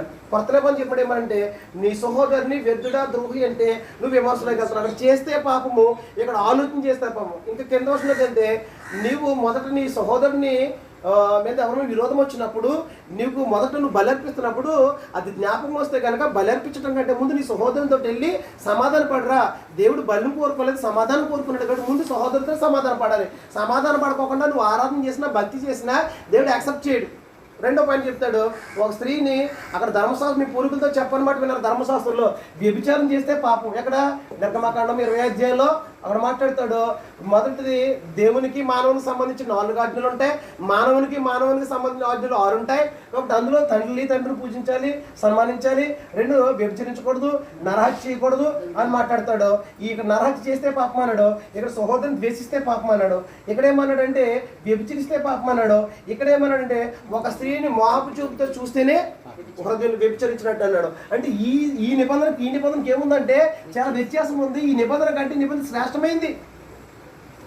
కాబట్టి కొత్త నిబంధన అనేది ఎవరి ద్వారా చేయబడింది? కొత్త నిబంధనలో ఎవరైతే ప్రవేశిస్తారో వారికి మాత్రమే దేవుడు అంటాడు. అవచనం చూడండి ఒకసారి మాట కనబడుతుంది. 34 వచనంలో 33 మళ్ళీ చదువుతుంది. ఈ దినములైన తర్వాత నేను ఇశ్రాయేలు వారితోనూ యూదా వారితోనూ చేయబోయే నిబంధన వారి మనసులో నా ధర్మం విధించదును, వారి హృదయం మీద వ్రాసేదను. యెహోవాకు ఇదే, నేను వారికి దేవుడిని అయిందును, వారు నాకు జనులగుదురు. వారు మరి ఎన్నడను యెహోవాను గూర్చి బోధనందుదుము అని తమ పొరుగువాని గూర్చి తన సహోదరుని గూర్చి ఉపదేశం చేయవారు అంటే మాట్లాడుతున్నాను. ఇక్కడేమో నేను వారికి దేవుడిని అయిందును. ఎవరికి దేవుడు ఏంటాడంటే ఆయన ఎవరికి దేవుడు ఏంటో అక్కడికి వచ్చింది ఈ దినములైన తర్వాత నేను యోధా వారితోనూ ఇశ్రాయేల్ ఇంటి వారితోనూ క్రొత్త నిబంధన చేయబోతున్నాను. ఎవరైతే క్రొత్త నిబంధనలో ప్రవేశిస్తారో క్రొత్త నిబంధన వారు ప్రవేశించే వరకు మాత్రమే ఏమవుతారంట? దేవుడు మరియు తండ్రి అయి ఉంటాడు. కొత్త నిబంధనలో ప్రవేశించడానికి మాత్రమే దేవుడు తండ్రి అయి ఉంటాడు. ఎందుకంటే దేవుడి నిబంధన అనేది మార్చేశాడు. ఎందుకు మార్చేశాడంటే ఆ నిబంధనలో ఏముందంటే లోపం ఉంది. ఏ మనుషుడు కూడా దేవుని ఎదుట సంపూర్ణుడిగా నీతిమంతుడిగా తీర్చబడలేకపోయింది. ఏ మనుషుని దేవుడు నిలబెట్టలేకపోయింది. ఏంటి? ఈ పాత నిబంధన అనే చట్టం, ధర్మశాస్త్రం అనే చట్టం నిలబెట్టలేకపోయింది. అందుకే దేవుడు ఏం చేశాడంటే ఈ ఉన్న చట్టాన్ని ఏం చేశాడైనా తీసేశాడు, దాన్ని మార్చేశాడు. యేసుక్రీస్తునందు దాన్ని నెరవేర్చి కలవరిశిలో మేకులు కొట్టి దాన్ని అడ్డం లేకుండా దాన్ని ఏం చేశాడు? తీసేశాడు. కాబట్టి ఇప్పుడు కొత్త నిబంధన అనేది ఎవరైతే ప్రవేశిస్తారో వారికి మాత్రమే ఆయన దేవుడై ఉంటాడు. రెండు అక్కడ అన్నాడు, ఇది మోషే ద్వారా ఇవ్వబడినటువంటి ధర్మశాస్త్రం అనేది రాతి పలకల మీద రాయబడింది. కానీ ఈ కొత్త నిబంధన వెరైటీ ఎలా ఉంటుందంటే ఇది హృదయం మీద రాస్తాను అన్నాడు. హృదయం మీద రాయబడింది. రెండు వారి మనసులో ఉంటుంది. ధర్మం ఇది ఎక్కడ ఉండాలంటే దీనికి దానికి ఎంత ఇచ్చేస్తుంది. అది రాతి పలకల మీద ఇవ్వబడింది. ఇది ఎక్కడ ఇవ్వబడింది? హృదయం మీద ఇవ్వబడింది. ఒకసారి వచ్చిన ఎలా పట్టుకుని ముయ్యొద్దు. ఎబ్రీ పత్రిక 8వ అధ్యాయం రాయాలి.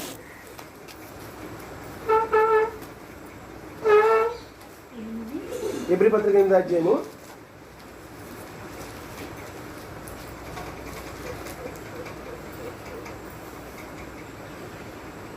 7వ వచనం నుంచి మనము చదువుదాము.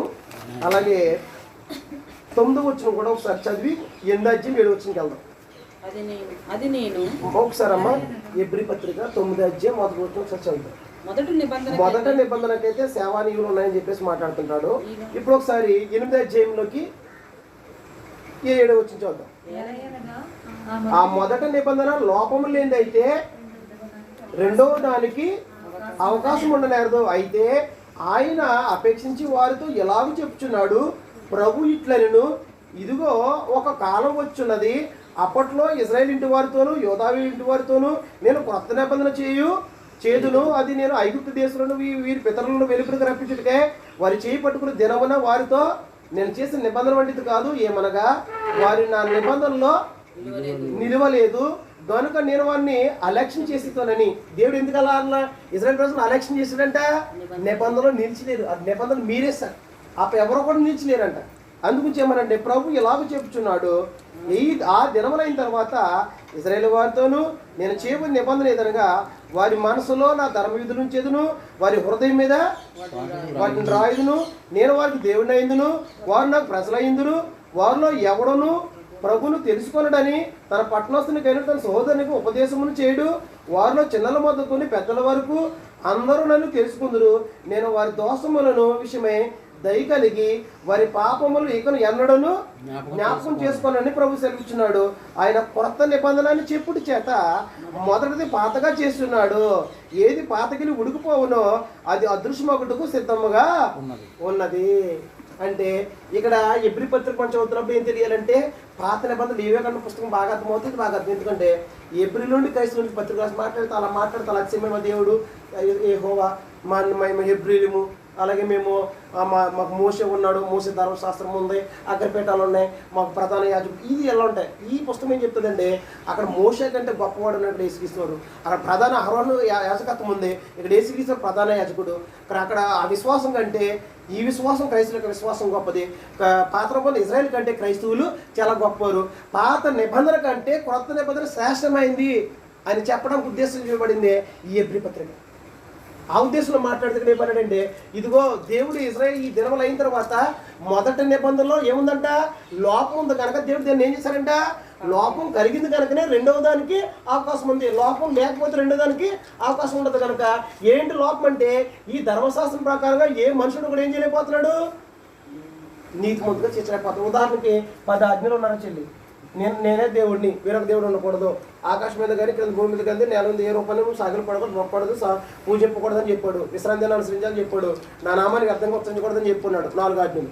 తర్వాత 6 ఆజ్ఞలు ఉన్నాయి. తండ్రిని సన్మానించాలని చెప్పాడు, తల్లిదండ్రులు సన్మానించాలి, వ్యభిచరించకూడదు, నరహత్య చేయకూడదు, దొంగిలింపకూడదు, అబద్ధ సాక్షి చెప్పకూడదు, కోరుకొని దాసుని ఆశింపకూడదు. 10 ఆజ్ఞలు ఇచ్చాడు. ఈ 10 ఆజ్ఞలు ఇచ్చిన తర్వాత ఈ 9 ఆజ్ఞలు పాటిస్తున్నాడో ఒక ఆజ్ఞ తప్పిపోయాడు అనుకో, ఆ మనిషిని ఏమైపోతుందంటే అపరాధిరా నువ్వు అని చెప్తుంటారు ధర్మశాస్త్రం.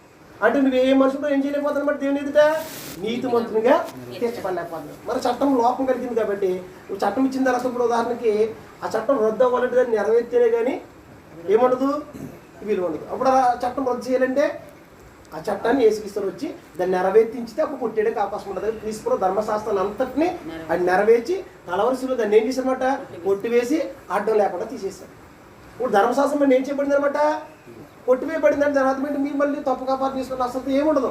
దాన్ని బుద్ధి కలగడానికి బోధ కలగడానికి దేవుడు ఇచ్చాడు కాబట్టి దాన్ని చదువుకోవద్దని కాదు, దాన్ని చదివితే నీకు మేలు జరుగుతుంది. దాంట్లో ఉన్నతమైన విషయాలు ఆత్మ సంబంధమే కానీ వారు నిలవలేకపోయారు కాబట్టి అది ఏమైపోయింది, నిష్ప్రయోజనంగా అయిపోయింది. కానీ వాస్తవానికి శ్రేష్టమైంది కనుక దేవుడు ఇచ్చాడు. యేసుక్రీస్తు వచ్చేంత వరకు పాపం అంటే ఏంటో తెలియజేస్తుంది, కానీ పాపాన్ని సంపూర్ణంగా తీసేసే శక్తి దానికి లేదు. ఉంటే కనుక యేసుక్రీస్తు ఎందుకు రావాలి, అవకాశం లేదు. కాబట్టి దేవుడు ఏం చేస్తాడంటే ఈ ఇశ్రాయేలుతో చేసుకున్న నిబంధన వారు భంగం చేసుకున్నారు. కాబట్టి దేవుడు ఏం చేస్తాడంటే కొత్త నిబంధన చేశాడు. ఈ ఇశ్రాయేలుతో చేసిన నిబంధన ధర్మశాస్త్రం ఇశ్రాయేలుకి మాత్రమే సంబంధించింది, కానీ కొత్త నిబంధన అనేది సర్వ మానవాళికి సంబంధించింది. ఎవరైతే కొత్త నిబంధనలో ప్రవేశిస్తారో వారికి మాత్రమే దేవుడు అయి ఉంటాడు, తండ్రి అయి ఉంటాడు. 2 వారి పాపాలను క్షమించిన తర్వాత ఇంకెప్పుడు కూడా దేవుడు జ్ఞాపకం చేసుకోండి. ఇంకేమన్నాడంటే ఈ ధర్మశాస్త్రం అనేది రాతిపలక మీద రాయబడింది, 2 శిలాపలక మీద రాస్తారు కదా. ఇదైతే ఇటు 5 ఆజ్ఞలు రాసుకొచ్చారు కదా. ఇదైతే ఎక్కడ రాస్తానని దేవుడు, వారి హృదయంలో నా ధర్మ విధులు ఇచ్చేదును, వారి మనసులో నా ధర్మం. అంటే కొత్త నిబంధన ఎక్కడ ఉంటుంది, హృదయంలో ఉంటుంది. హృదయం మీద రాయబడింది కొత్త నిబంధన. కాబట్టి ఈ నిబంధన కానీ వ్యత్యాసం ఉంది. ఇక్కడ చాలా విషయాలు ఉన్నాయి. అయిపోయింది అనుకున్నారు పాఠం, ఇక్కడ అవ్వలేదు, ఇంకా చాలా విషయాలు ఉన్నాయి. ఈ నిబంధన ఎలా స్థిరపరచబడింది, ఈ నిబంధన ఇచ్చినప్పుడు నిబంధన ఏం జరగాలి, స్థిరపరచడం ఉంటుంది. దేవుడు నిబంధన ఇచ్చేసి అయిపోయిందని చెప్పలేదు, నిబంధన తెలియజేస్తున్నారు. దేవుడు ఏం చేశాడంటే మోషే ద్వారా ఈ నిబంధన ఇచ్చినప్పుడు దాన్ని ఏం చేశాడంటే 24 అధ్యాయం తిండి ఒకసారి దానికి మా కారణం 24 అధ్యాయం.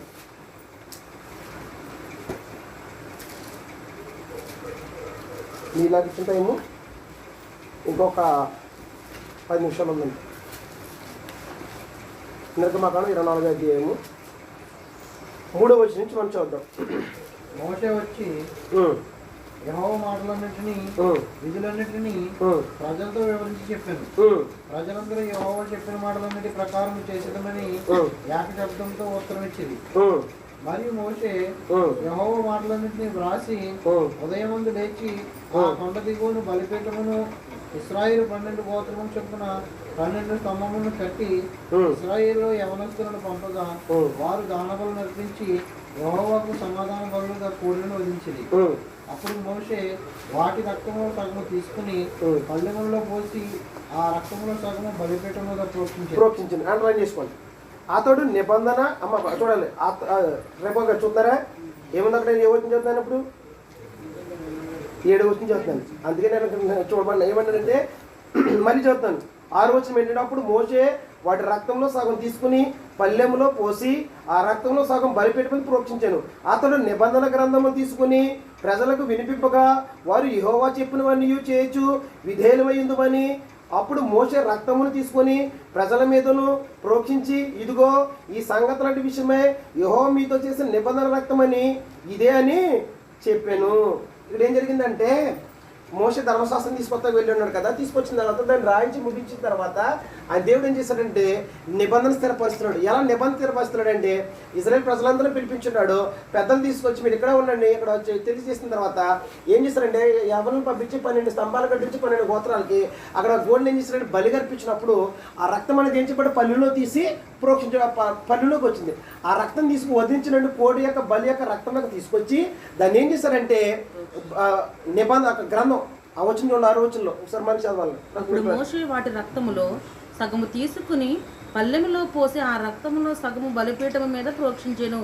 అతడు నిబంధన గ్రంథం తీసుకుని ప్రజలకు వినిపింపగా వారు యెహోవా చెప్పినవని చేసి విధేయులమై ఉంటామన్న తర్వాత ఒప్పుకున్న తర్వాత అప్పుడు ఆ రక్తం తీసుకుని ప్రజల మీద ప్రోక్షించి ఇది ఈ సంగతులన్నిటి విషయమై యెహోవా మీతో చేసిన నిబంధన రక్తం అని ఇదేం చెప్పి అది నిబంధన రక్తం. ఏంటి ఆ రక్తం? అది వధించిన తర్వాత ఆ రక్తాన్ని ఏం చేసినమంటే ప్రజల మీద ప్రోక్షించాడు. ప్రోక్షించడం అంటే ఏంటి?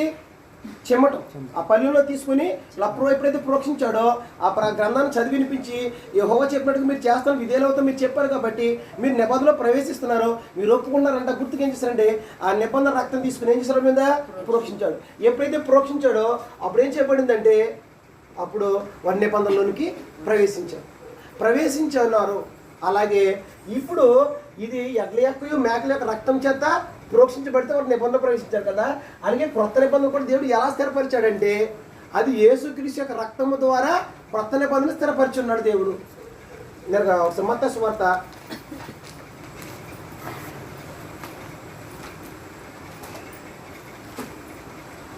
26వ అధ్యాయము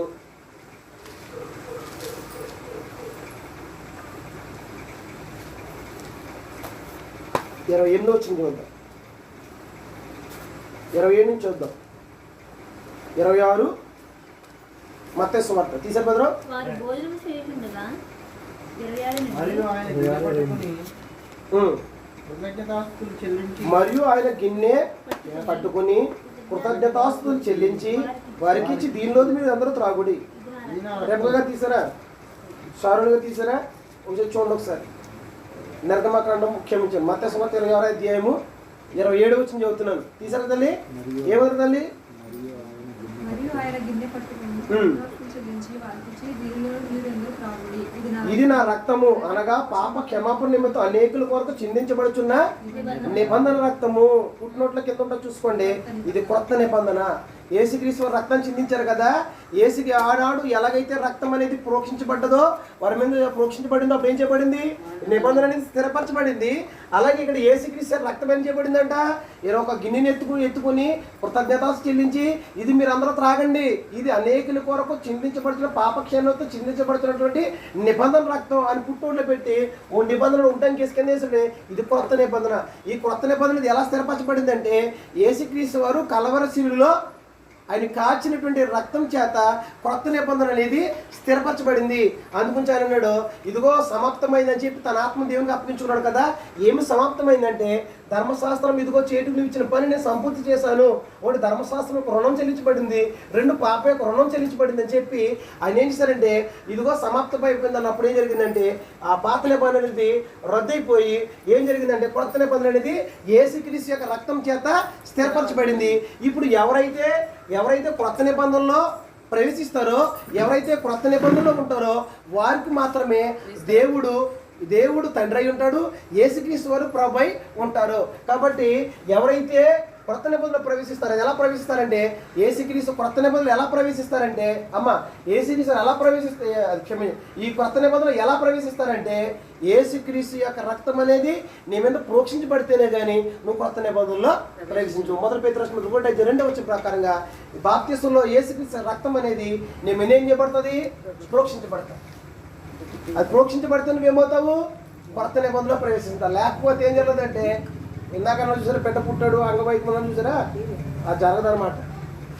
1 పేతురు 1:1 యేసుక్రీస్తు అపోస్తలుడైన పేతురు తండ్రి దేవుని భవిష్యత్ జ్ఞానమును బట్టి ఆత్మ వలన పరిశుద్ధ పొందిన వారే విధేయులగుటకును యేసుక్రీస్తు రక్తము వలన ప్రోక్షింపబడుటకును ఏర్పరచబడిన వారికి అనగా సరిపోతుంది తల్లిగా. యేసుక్రీస్తు రక్తం ఏం చేయబడింది అన్న తల్లిగా ప్రోక్షించబడింది. అలాగే ఇందాక మనం చదువుకున్న నిర్గమకాండంలో ఒకసారి నిర్గమకాండం 24వ అధ్యాయంలో ఉందా బ్రదర్ గారు? ఒకసారి వచ్చిన కూడా ఇది ఇలా పట్టుకోండి, ముయ్యొద్దు. నిర్గమకాండం ముగిస్తారా? నిర్గమకాండం తింటే తల్లిగా సార్ 24వ అధ్యాయం ముగించేస్తానమ్మ తల్లి. అప్పుడు మోషే రక్తము తీసుకుని ప్రజల మీద ప్రోక్షించి ఇదిగో ఈ సంగతులన్నింటి విషయమై అతడు నిబంధన గ్రంథమును తీసుకుని ప్రజలకు వినిపింపగా వారు యెహోవా చెప్పినవన్నీ చేయుచు విధేయులై ఉందమండ్రి. అప్పుడు మోషే రక్తం తీసుకుని ప్రజల మీద ప్రోక్షించి ఇదిగో ఈ సంగతులన్నింటి విషయమై యెహోవా మీతో చేసిన నిబంధన రక్తం అని చెప్పాను. అంటే నేను ఏం చేశానమాట, చదివి వినిపించి గ్రంథం తీసుకుని చదివి వినిపించిన తర్వాత నిబంధన రక్తం తీసుకుని ఏం చేశారంట, వరం ప్రోక్షించారు. ఎప్పుడైతే అలా ప్రోక్షించారు అప్పుడు అలా ఏం చేశారు, నిబంధనలో ప్రవేశించారు. అలాగే ఇక్కడ కూడా బాప్తిసం ఏం జరుగుతుందంట, ఇక్కడ కూడా యేసుక్రీస్తు యొక్క రక్తం చేత ఇక్కడ అన్నాడు విధేయులగుటకు. అంటే మనం కూడా ఏమవుతుంది, తండ్రి దేవునికి క్రీస్తు ప్రభువుకి విధేయులైన కారణమును బట్టి యేసుక్రీస్తు రక్తం ఏం చేయబడుతుంది నీ మీద. యేసు దేవునికి మన క్రీస్తు, ఆయన నా కొరకు రక్తం చిందించాడు, నా కలవరిశిల్లో ఆయన కోసం నా కోసం వచ్చాడు, నా పాప విషయంలో చనిపోయాడని విశ్వాసం ఉంచి యేసు దేవునికి మన క్రీస్తు అని విశ్వాసం ఉంచి మారు మనసు పొంది పాప క్షమాపణ బాప్తిసం పొందినప్పుడు అప్పుడు ఏం జరుగుతుందంట, ఇక్కడ అన్నాడు ఆత్మ వలన పరిశుద్ధత పొందిన వారై విధేయులగుటకు. యేసుక్రీస్తు రక్తం వలన ప్రోక్షింపబడటం వలన. అంటే యేసుక్రీస్తు రక్తం అనేది ఏం చేయబడుతుంది బాప్తిసంలో, ప్రోక్షి. మన దృష్టిలో ఏమనుకుంటామంటే ఇలా నీటిలోకి వెళ్ళాలి ములిగేలాగా వచ్చేస్తాం అనుకుంటా, కానీ అక్కడ జరిగే కార్యక్రమం ఏంటంటే తండ్రి యొక్క కుమారుని యొక్క పరిశుద్ధాత్మ నామలోనికి పాప క్షమాపణ బాప్తిసం ఇస్తున్నప్పుడు అక్కడ ఏం జరుగుతుందంటే క్రీస్తు రక్తం అనేది నీ మీద ఏం చేయబడుతుంది, ప్రోక్షించబడినప్పుడు మాత్రమే నువ్వు కొత్త నిబంధనలో ప్రవేశించాలి. అలా ప్రోక్షించబడకోకుండా క్రీస్తు రక్తం నీ మీద చిందించబడకోకుండా నువ్వేం కాదు, కొత్త నిబంధన సంబంధం. కాబట్టి దీనికి దానికి ఏముందంటే వ్యత్యాసం ఉంది. ఈ కొత్త నిబంధనలో నువ్వు ఎలా ప్రవేశిస్తావు, క్రీస్తు రక్తం చేత ఏం చేయబడాలి, ప్రోక్షించబడాలి. ప్రోక్షించబడుతుందా, ప్రోక్షించబడితేనే నువ్వు నిబంధనలోనికి వస్తావు. దేవుడు అబ్రహాముతో చెప్పాడు, నీకును నాకును మధ్య నిబంధన ఉంటుంది, నువ్వు ఇందులో ప్రవేశిస్తే సున్నత పొందితేనే నీకు దేవుడై ఉంటాను. అలాగే ఎవరైతే యేసుక్రీస్తు తను పంపిన కుమారునందులు విశ్వాసం ఉంచుతారో వారిని మాత్రమే దేవుడు విధేయులుగా అంగీకరిస్తాడో. ఎవరైతే విధేయులుగా విశ్వాసం ఉంచారో వాళ్ళకి దేవుడు పరిశుద్ధాత్మ చేత వారిని పరిశుద్ధాత్మను వరాన్ని పంపించి వారిని ఏం చేస్తారంటే నూతన స్వభావాన్ని నూతన జీవాన్ని అనుగ్రహించి వారిని ఏం చేస్తారంటే పరిశుద్ధపరచబడి. ఎలా పరిశుద్ధపరచబడతామంటే ఆయన రక్తమందుల విశ్వాసం వల్ల ఆ రక్తం ఎందుకు ప్రోక్షించబడుతుంది, అప్పుడు నువ్వు కొత్త నిబంధనలో ప్రవేశిస్తావు. అప్పుడు దేవుడు అన్నాడు అన్నమాట, 2 కొరింథీ 6:18 అంటాడు, నేను వారిలో నేర్చిన సంచరించినట్లుగా వారిని మీరు వారి మధ్యన బయలు వెళ్ళి ప్రత్యేకంగా బ్రతకండి, అపవిత్రమైన ముట్టకూడని ప్రభు చెప్తున్నాడు. నేను వారికి దేవుడు అయిందును, వారు నాకు కుమారులు కుమార్తెలు ప్రభు ఇలాగూ సెలవిచ్చున్నాడు. కాబట్టి దేవుడు ఏమైందంట, మనకి తండ్రి అయి ఉంటాడంట. దేవుడు మనకి తండ్రి అయి ఉంటాడు. కాబట్టి ఇక్కడ చెప్పేసాడు, ఇందాక మనం చదువుకున్నాం 8:30 కానీ ఎబ్రీ పత్రిక 8 కానీ ఈ దినములైన తర్వాత ఇశ్రాయేలు వారితోనూ యూదా ఇంటి వారితో కొత్త నిబంధన చేయబోతున్నాను, నేను వారికి దేవుడిని అయిందును, వారు నాకు ప్రజలైందును. కాబట్టి ఎవరైతే కొత్త నిబంధనలో ప్రవేశిస్తారో ఈ కొత్త నిబంధనలో ఎవరైనా ప్రవేశించవచ్చు. ఎవరంటే సర్వమానవాళి. యేసుక్రీస్తు అనే దేవుని కుమారుడైన క్రీస్తు అని విశ్వాసం ఉంచి ఎవరైతే బాప్తిసం పొందుతారో వారందరూ కూడా నిబంధనలోనికి ప్రవేశిస్తారో అప్పుడు ఏం చేస్తామంటే నువ్వు కొత్త నిబంధన చట్టంలోనికి వస్తావు. అప్పుడు దేవుడికి తండ్రి అయి ఉంటాడు. ఒకసారి నీకు పాప క్షమాపణ జరిగిన తర్వాత ఇంకా దేవుడు ఎప్పుడు కూడా నీ పాపాన్ని జ్ఞాపకం చేసుకుంటాడు. కాబట్టి ఇది కొత్త నిబంధన, దీనికి దానికి వ్యత్యాసం ఉంది. ఇది రాతి పలకలో ఇవ్వబడింది. ఏది ఒకసారి 2 కొరింథీ పత్రిక దీన్ని ఒకసారి అది రాసుకున్నారు కదా.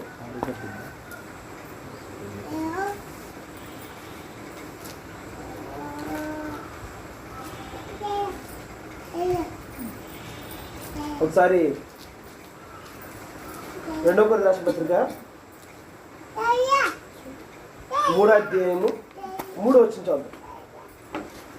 రాతి పలక మీద వేసిన కుమారుడు రాయబడతా జీవముగల దేవుని ఆత్మతో మా పరిచర్య మూలంగా రాయబడిన క్రీస్తు పత్రిక అయి ఉన్నారని మీరు తేటపరచబడుతుంది. ఏంటలుగా రాతి పలక మీద కానీ శిరాతో కానీ రాయబడక మెత్తని హృదయంలోని పలక మీద జీవంగల దేవుని ఆత్మతో మీరు మా పరిచయం మూలంగా రాయబడిన క్రీస్తు పత్రిక అయి ఉన్నారు. అంటే ఏంటలుగా ఏం తెలియజేస్తున్నట్రా, రాతి పలక మీద రాయబడింది ఏంటి, ధర్మశాస్త్రం. హృదయం మీద రాయబడింది ఏంటి, కొత్త నిబంధన సత్యం. కాబట్టి కొత్త నిబంధన సత్యం క్రైస్తవులకు ఎక్కడ ఉంటుంది, ఎప్పుడు హృదయంలో ఉండాలి, ఎప్పుడు మనసులో ఉండాలి. ధర్మవిధులు ధర్మశాస్త్రం ఎక్కడ ఉంటుంది, రాతి పలక మీద ఉంటుంది. దీనికి దానికి వ్యత్యాసం ఉంది. ఎక్కడో రాతి పలక మీద ఉంటుంది, ఇది మాత్రం ప్రతి మనిషిలో హృదయంలో ఉంటుంది. అలా రాస్తానని దేవుడు చెప్పాడు. అలా రాసుకున్న వాళ్ళే కొత్త నిబంధన సంబంధులు. అలాంటి వారికి మాత్రమే దేవుడు అయి ఉంటాడు. వారు మాత్రమే కొత్త నిబంధనలో ప్రవేశించిన వారై ఉంటారు. కాబట్టి ఇక్కడ తేటగా మాట్లాడుతున్నాడు. మీరు ఒకసారి ఇంకా మీకు రుజువులు కావాల్సి వస్తే 1 కొరింథీ రాసిన పత్రిక ఒకసారి ఇదే పత్రికలో తేటగా 14 వచ్చింది. 2వ పేతురు మరియు వారి మనసులు కఠినములు ఆయన గనుక నేటి వరకు పాత నిబంధన చదవబడినప్పుడు అది క్రీస్తునందు కొట్టివేయబడినని వారికి తేటపరచబడక ఆ ముసుకే నిలిచి ఉన్నది. నేటి వరకు మోషే గ్రంథము వారు చదువునప్పుడెల్లా ముసుకు వారి హృదయముల మీదనున్నది గాని వారి హృదయము ప్రభువు వైపునకు ఎప్పుడు తిరుగునో అప్పుడే ముసుకు తీసివేయబడును. ధర్మశాస్త్రం మీద ఎలా ఏమైందంటమ్మా? కొలసీ రాసిన పత్రిక 2 అధ్యాయం చదివి ముగించేసుకోండి. కొలసీ రాసిన పత్రిక రాసుకోండి కదా మీరు, సుధీర్ గారు. కొలసీ రాసిన పత్రిక 2 అధ్యాయము 13 వచనం నుంచి 15 వచనం రాసుకోండి. అందరూ తీయండి, నేనే చదువుతాను, ముగించేసుకుందాం. కొలసీ రాసిన పత్రిక 2వ అధ్యాయము 13 నుంచి 15 వచనాలు తీయండి కదా సుధీర్ గారు, అందరూ తీయండి. మరియు అపరాధముల వలన శరీరమందు సున్నత పొందక ఉండటం వలన మీరు మృతులై ఉండగా దేవుడు తీసారు తల్లిగా రేప గారు ఏముందండి అక్కడ? మీరే చదవండి కట్టుకోండి. మరియు అపరాధముల వలనను శరీరమందు 2:13 అమ్మా. అదండి. మరియు అపరాధముల వలనను శరీరమందు సున్నతి పొందక ఉండటం వలనను మీరు మృతులై ఉండగా దేవుడు రాతపూర్వకమైన ఆజ్ఞల వలన మన మీద రుణముగాను మనకు విరోధముగాను నుండిన పత్రమును మేకులతో సిలువకు కొట్టి దాని మీద చేతురాతను తుడిచివేసి మనకు అడ్డము లేకుండా దానిని ఎత్తివేసి మన అపరాధములన్నిటినీ క్షమించి ఆయనతో కూడా మిమ్మల్ని జీవింపజేసేను. సరిపోతుంది తల్లి. ఇక్కడ ఏం తెలియజేస్తున్నాడంటారా? మనకి ఇక్కడ కొరింథీలో ఇది కొలసీలో స్థానిక సంఘంగా అపోస్తలుల పౌలు మాట్లాడుతూ ఏం తెలియజేసిన, మనకి మన అపరాధాలు మన శరీరం మీద సొంత పొందడం వల్ల కాదు, మృతులై ఉండగా దేవుడు రాతపూర్వకమైన ఆజ్ఞ వల్ల మన మీద రుణముగాను మన విరోధం పత్రం అంటే ధర్మశాస్త్రం. ధర్మశాస్త్రం ఎలా ఉందంటే మనకి ఎలా ఉందంటే తెలుగా, రుణముగాను మనకి విరోధంగా ఉందంట. ఏంటి? ధర్మశాస్త్రం వల్ల ఏ మనుషులు కూడా ఏం చేయలేకపోతున్నాడు? దేవుని ఎదుట నీతి మనుషులుగా తీర్చలేకపోతున్నాడు, తీర్చబడలేకపోతున్నాడు. అందుచేత అది అడ్డుగా ఉంది కాబట్టి దేవుడు ఏం చేశారంట? మేకులతో సిలువు కొట్టి దాని మీద చేవ్రాతను తుడిసివేసి ఇంత మంచి చదువుకున్న క్రీస్తులందరూ అది కొట్టివేయబడింది. ఎలా కొట్టి దేవుడు ఏం చేశారంటే సిలువు మేకులు కొట్టి మనుషులకు అడ్డం లేకుండా ఏం చేశారు? దాన్ని తీసివేసి ఇంకేం చేశారంటే ఇంకా దాని అక్కడ చెప్పాడు, ఆయన అపరాధములన్నీ క్షమించి ఆయనతో కూడా మేము జీవింపజేసాను. ఆయన ప్రధానులు అధికారులు నిరాయుధులుగా చేసి సిలువ చేత జయోత్సవంతో వాడిని పట్టి తెచ్చి బాహాటంగా వాడి వేడుకకు కనపరిచాడు. అంటే ఏం చేశారన్నమాట? సిలువ మరణంలో దేవుడు ఏం చేశారంటే ఆ ధర్మశాస్త్రం కొట్టివేసి మనకు అడ్డం లేకుండా తీసేశాడు. ఎందుకు అడ్డం ఉందంటే మనకు రుణముగాను విరోధం ఉంది. ఏ రుణం అంటే ఉదాహరణకి 1,00,000 రూపాయలు నేను వడ్డీకి తీసుకున్నాను బ్రదర్ దగ్గర. అది ఏమైపోతుందంటే నేను 1 సంవత్సరం పాటు ఊరుకున్నాను. ఏమైపోయింది? వడ్డీ అయిపోయింది. ధరకు 50,000 వడ్డీ అయింది అనుకోండి. నేను 10,000 రూపాయలు డైరెక్ట్గా ఇచ్చాను. మళ్ళీ సంవత్సరం ఏమైపోతుంది? అసలు అలా ఉంటుంది, వడ్డీ ఇంకా విరిగిపోతుంది. అలాగే ఒక మనుషుడు ఏమైపోతుంది? దేవుని ఎదుట పాపం చేస్తున్నాడు. ఆ పాపం ఏమైపోతుందంటే ధర్మశాస్త్రం బలర్పిస్తున్నాడు. మళ్ళీ మీద సంవత్సరం మళ్ళీ పాపం జ్ఞాపకొచ్చారు. అంటే ఏం చేయలేకపోతుంది? అడ్డంగా ఉండిపోయిందని కొట్టివేయబడడం అనేది జరగదు. పాపం అనేది సంపూర్ణంగా తీసివేయలేకపోతుంది. కాబట్టి ఇక్కడ ఏసుక్రీస్తు వచ్చి ఏం చేస్తారంటే మనకు అడ్డంగాను మనకు రుణంగా ఉన్నట్టు, రుణం అంటే అప్పుగా ఉన్నటువంటి ఆ ధర్మశాస్త్రం బట్టి ఏం చెప్తుందంటే యేసుకుమార్ గారు పాపండి, సురేష్ గారు పాపండి అని ఈ ధర్మశాస్త్రం దేని దగ్గర మనం నిలబడుతుంది. ఇది అడ్డుగానే రుణంగానే ఉండిపోతుంది. కాబట్టి అప్పుడు ఏం జరిగిందంటే ఒక ఆయన వచ్చి ఏం చేస్తారంటే, అయ్యా ఇదిగో ఆ అప్పు అంతా ఎంత ఉందో చెప్పండి, నేను చెల్లించేస్తానని చెప్పి తెచ్చేసిన తర్వాత ఏం చేశారు కదంటే ఆ అప్పు అంతా ఇచ్చి 1,00,000 రూపాయలు వడ్డీ ఇచ్చేసిన తర్వాత అప్పుడు అక్కడ దగ్గర పత్రం ఉంటుంది. ఆ ప్రామిసరీ తెచ్చే రుణము అసలు వడ్డీ తీసేసిన తర్వాత ఆ పత్రం ఏం చేయబడుతుందా? చింపే చేయబడుతుంది. దానికి విలువ ఉంటుందా? అలాగే ఏసుక్రీస్తు వచ్చి దాన్ని నెరవేర్చిన తర్వాత అది అడ్డంగా ఉంటుంది. కాబట్టి దాని యొక్క రుణము దాని యొక్క ధర్మశాస్త్రం అంతటా నెరవేర్చేశారు. కాబట్టి దేవుడు ఏం చేశారు? మనకు అడ్డం లేకుండా దాన్ని చేవ్రాతను మనకు అడ్డం లేకుండా తుడిసివేసి మేకులు కొట్టివేడి చేత దాన్ని ఏం చేశారు? బాహాటంగా వేడుకు తెచ్చి మన అపరాధంలో క్షమించి దేవుడు ఏం చేస్తారు? క్రీస్తుతో పాటు మనం ఏం చేస్తారంటే ఆయనతో పాటు పరలోకంలో కూర్చుండబెట్టి అంత స్థాయిని అనుగురించి ఏం చేస్తారంటే ఆయుధాలను ఏం చేస్తారంటే సాతానిక ఆయుధాలని నిరాయుధాలుగా చేసేసి ఏం చేస్తారంటే మన మీద అడ్డంగా ఉన్నట్టు ధర్మశాస్త్రం ఏం చేస్తాడైనా కొట్టివేసేస్తారు. ఇప్పుడు ధర్మశాస్త్రం అనేది ఏం చేయబడింది అనమాట? అది లోపంగా దేవుడు లోపంగా చేసి దాన్ని తీసి ఆ ప్లేస్లో ఏం చేస్తారంటే కొత్త నిబంధన దేవుడు ఇచ్చాడన్నమాట. వారు భంగం చేసుకున్నారు కూడా కొత్త నిబంధన చేస్తున్నాను. మిగిలిన మీరు భంగం చేసుకున్నారు, ఇది మీలాంటిది కాదు, ఇది సర్వమానవాళ్ళతో దేవుడు చేస్తున్న ఇది కొత్త నిబంధన. కాబట్టి ఈ దీనికి దానికి చాలా వ్యత్యాసం ఉంది. దేవుడు పరలోకమున్న దేవుడు ఇప్పుడు బైబిల్లో నిబంధన సంబంధం కలిగిన వాడు. కాబట్టి ఇప్పుడు నువ్వు దేవునికి సంబంధం కలిగి ఉన్నావా లేదని ఎలా తెలుస్తుందంటే నీవు కొత్త నిబంధనలో ప్రవేశిస్తేనే దేవునికి తండ్రి అంటారు. లేకపోతే దేవునికి నీకేం లేదనమాట, సంబంధం లేదు. ఎందుకంటే ఒకవేళ నువ్వు తండ్రి నాయన అని మొరపెడితే దేవునికి మరణని ఒక భిక్షమేయచ్చేమో కానీ నీకు వారసత్వాన్ని ఇవ్వడం, ఏమోడో స్వాస్థ్యాన్ని ఇవ్వడం, దానికి దీనికి వ్యత్యాసం ఉంది. కాబట్టి నేను ప్రార్థన చేస్తున్నానండి, చేయొచ్చు, ఇస్తాడు దేవుడు. కానీ ఏం చేయాలి? స్వాస్థ్యాన్ని మాత్రమే ఇవ్వడం. తన కుమారులైన వరకు మాత్రమే స్వాస్థ్యాన్ని ఇస్తాడు. మరి నువ్వు కుమారుడు అయ్యావా? ఆయనకి తండ్రి అయ్యాడా? ఆయన నీకు దేవుడు అయ్యాడా, అప్పుడు నీకేమనిపిస్తుంది అంటే దేవుడు ఏవైతే ఉన్నాయో అన్ని పొందుకున్న సమస్త నీకు అనుగ్రహిస్తాడు. కాబట్టి బైబిల్లో ఉన్న దేవుడు నిబంధన సంబంధం కలిగిన వాడు. ఆదాంతో నిబంధన చేసుకున్నప్పుడు నిబంధన గుర్తుపెట్టాడు. నిబంధన లేకుండా ఏ వ్యక్తితో సంబంధం పెట్టుకున్నాడమ్మా దేవుడు? ఆదాంతో కానీ, నోవాహుతో కానీ, అబ్రహాంతో కానీ, ఇశ్రాయేలు ప్రజలతో కానీ, నేడు సర్వమానవాళితో కానీ దేవుడు నిబంధన ద్వారా సంబంధం పెట్టుకుంటాడు. నేడు ఎవరితో దేవుడు సంబంధం కలిగి ఉంటాడంటే ఎవరైతే క్రొత్త నిబంధనలో ప్రవేశిస్తారో, ఎవరైతే క్రొత్త నిబంధన నేను చెప్పుకుంటాను, మీరు చెప్పుకోవచ్చు మేము క్రొత్త నిబంధన అండి అని చెప్పుకుంటే కాదు, క్రొత్త నిబంధన కలిగిన వారి యొక్క జీవనశైలి ఎలా ఉంటుందంటే వారి నా ధర్మ విధులు మనసులో ఉండాలి. వారు హృదయం మీద నేను రాసేదును, హృదయం మీద రాయబడి ఉండాలి. ఎక్కడ రాతి పలక మీద కాదు. చాలా మంది ఏం చేస్తారు, ఈ గృహాధిపతి ఎవరంటే యెహోవా, బోర్డుగా ఉన్నాయా అని చెప్పుకుంటారు మళ్ళీ. కాబట్టి ఇంట్ల మీద కాదు ఉండాల్సింది, ఎక్కడ ఉండాలి తెలుగా? హృదయం మీద ఉండాలి.